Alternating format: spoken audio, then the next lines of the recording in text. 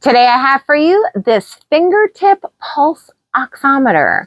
And what this is used for is to measure blood oxygen saturation and also your pulse rate. But just want to point out that this is not intended for medical use. This is intended more for like sports, aviation, home monitoring.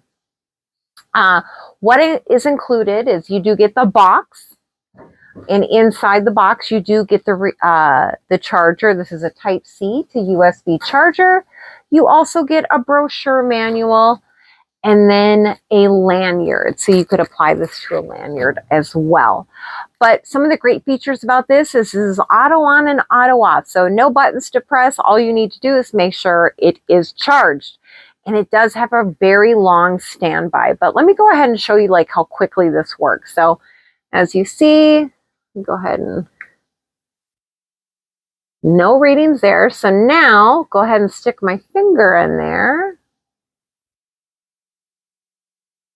And there you can see my blood saturation. Blood oxygen saturation is at 98 and my pulse is at 81, 82.